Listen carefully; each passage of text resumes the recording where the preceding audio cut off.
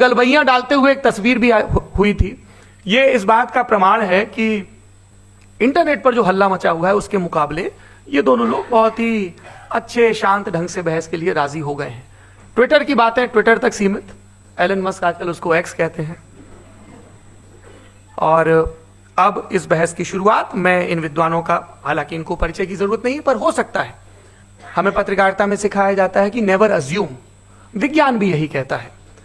मुफ्ती smile Nadvi साहब Islamic विद्वान, शिक्षाविद हैं, कोलकाता के वाहियान फाउंडेशन के संस्थापक हैं, लखनऊ की प्रतिष्ठित दारुल उलूम नदवतुल उलमा से ग्रेजुएशन किया है, सोशल मीडिया और सार्वजनिक मंचों पर अध्यापन और बौद्धिक कामों में सक्रिय हैं और इस समय इंटरनेशनल इस्लामिक यूनिवर्सिटी मलेशिया से पीएचडी कर रहे हैं।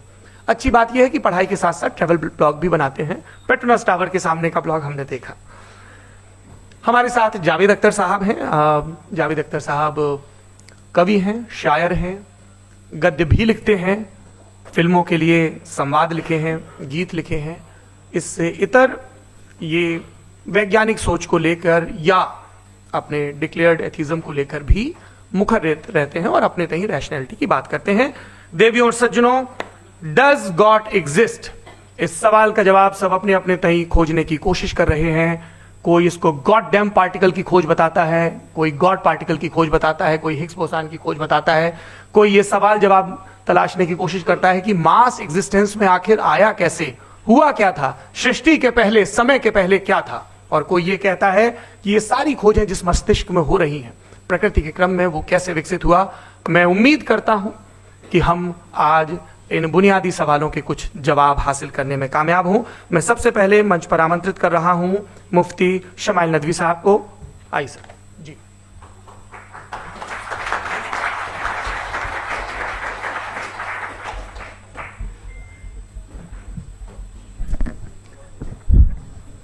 एक आखिरी गुजारिश, आप बोलना शुरू करें। आप लोग प्लीज अपने फोन फ्लाइट मोड पे या साइलेंट मोड पे रखें। एक बार चेक कर ले, कई बार बेध्यानी हो जाती है।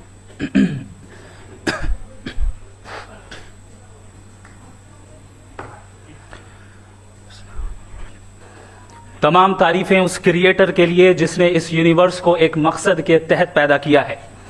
रिस्पेक्टेड जनाब जावेद अख्तर साहब, मिस्टर सौरभ द्विवेदी और respected audience, thank you all for being here today.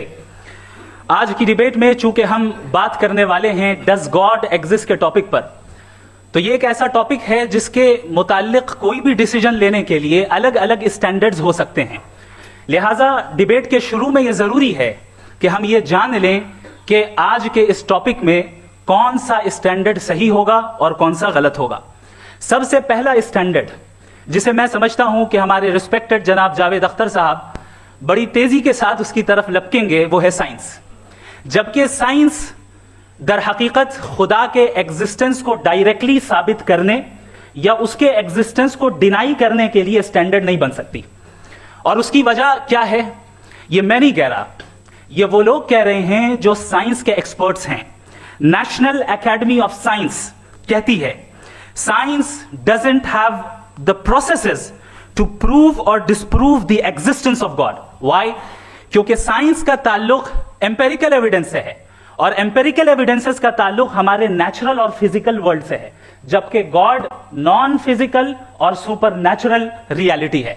लिहाजा नॉन फिजिकल रियलिटी को आप उस टूल के साथ नहीं चेक कर सकते जिसका काम फिजिकल रियलिटी को तलाश करना है। लिहाजा आज इस डिबेट में गॉड की एग्जिस्टेंस को साबित करने या उसे डिनाई करने में साइंटिफिक एविडेंस को एक्सेप्ट नहीं किया जाएगा।